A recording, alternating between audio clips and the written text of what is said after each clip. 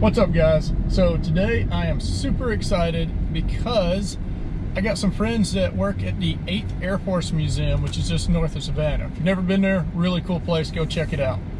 But I was talking to them the other day and they told me they just got in a museum quality, completely restored Willys World War II Jeep.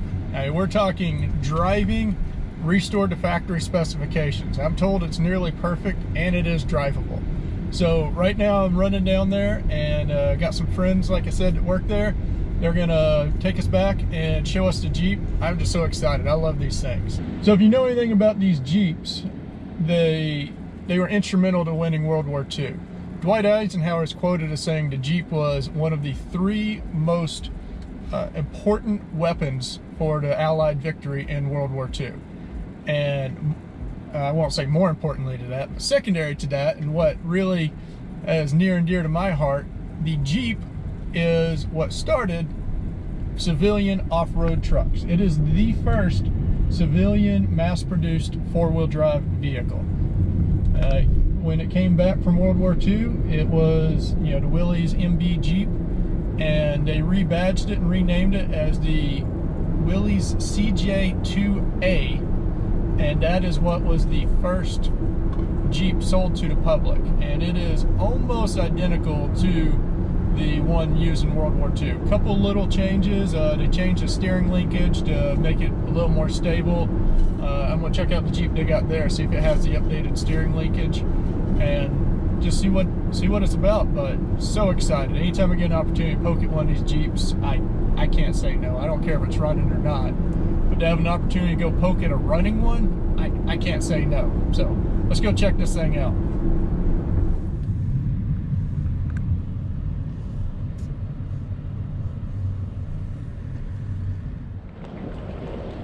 All right, we're here.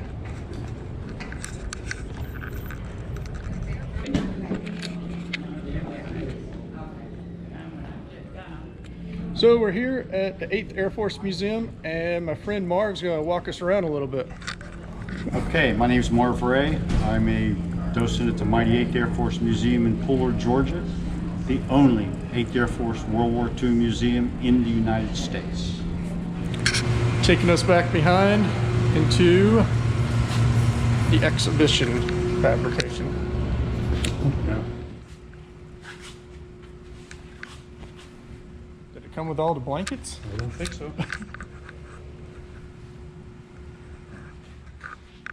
And now it's starting to look like something. You got it.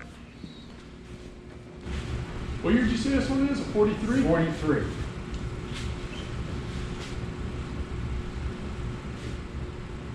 Can you see this? Yeah, this is great. We don't got to take those off. Okay. We can just leave them there. I'll just throw it up over. Yeah. This is so cool. That wonderful smell.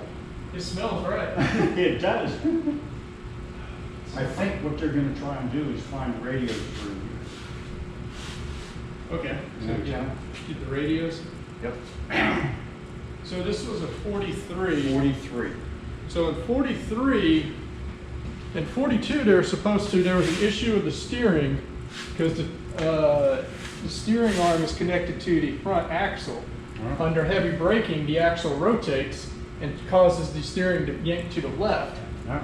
And that's what that right there is. That's so cool. Because the steering linkages are actually connected to the axle. This right here. When they went to produce the CJ2A, they changed it from the axle to somewhere on the frame. But this model, if you're doing 30 or something and slam on the brakes, the axle actually slightly rotates forward, and that rotation forward pushes the linkage, turning the wheels to the left. Yep. Their hack fix was this little, looks like a leaf spring thing under it, and that helped this problem, but it didn't cure it. I've seen some Jeeps restored. And you notice the problem? I noticed the problem in them? They were all shiny. Yeah, there was no Looked like sheen they came on out this. of a car lot. Let's take a look at the engine.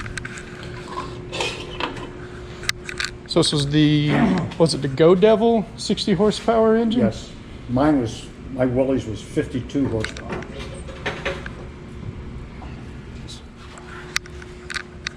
They did really nice. Yeah, go devil.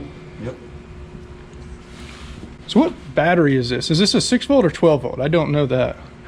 6-volt. They're a 6-volt system? As far as I remember, yeah.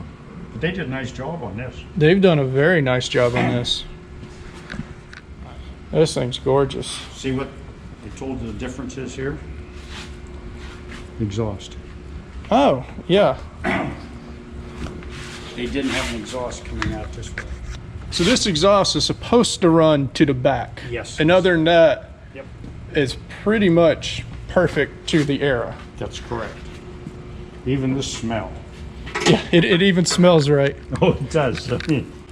It's so cool. And this, it's got the 3-speed transmission and the Dana 18 transfer case. Yep.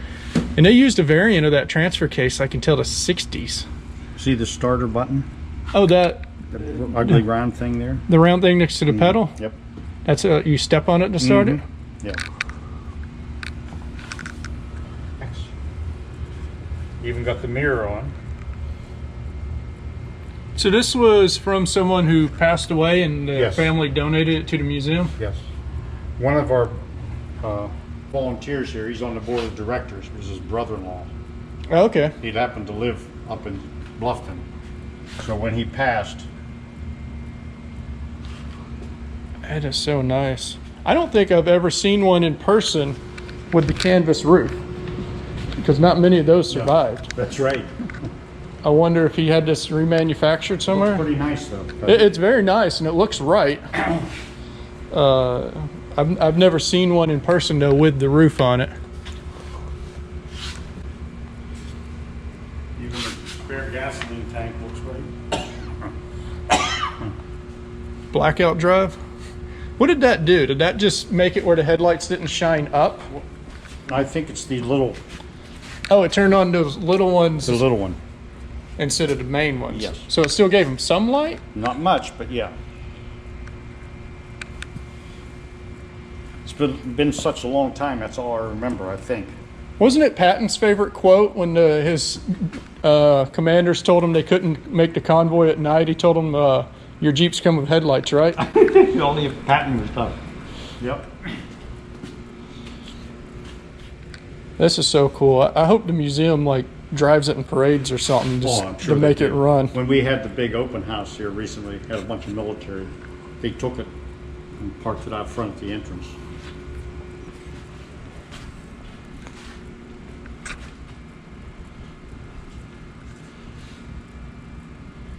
You know, it's been a long time since I looked at one of these. I'd even forget. You can take the top off and lay the windshield flat down. Now, That's why all this is slotted. the Nazis at one point started running piano wire across the road to decapitate people. Yep, if you had this down. If this was down and this windshield came down, Did- tires look correct even. I'm not into tires, but They look right. I don't know. Like I said, it's the first one I've seen this complete. I mean, everything looks pretty much perfect. And it's so clean underneath.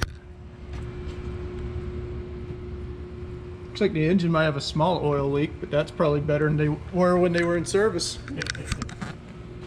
Yeah, that's a great museum piece right there. oh, it is. That's an awesome, awesome museum piece. You want to close the hood? Yeah.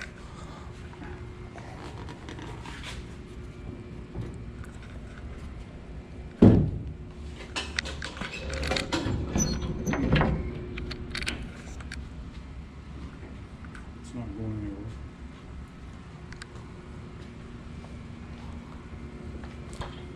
So everything's perfect except the exhaust. As far as I see, yes. Hooks and pains. Yeah, it's funny, a restoration like this, financially it's never worth it. Like, Oh, no. you could never, especially one this well done, you could never sell the Jeep for what it would cost you to do this. Never. So it's someone that did it because they love the Jeep, Well, not, that was the guy that owned it. Bob said it was his brother-in-law. He just loved World War II, the museum, and the Jeep. And it took him years to get this done. and he's got the axe, the E-tool. can't remember what these things are. Right here. What's that? This? No, I can't remember. There's one on each side. Is it? I just don't remember.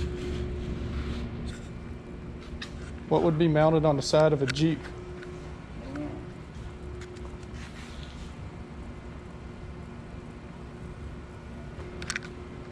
I mean, but to even have all this stuff. Yeah, these little Wing nuts, things. they're wing. All the little stuff, it looks correct. The little brackets, the clips. The museum is incredible, but the crown jewel of it is behind me back there. Crown jewel of this museum is a fully restored B-17 bomber. It is gorgeous. This thing is beautiful.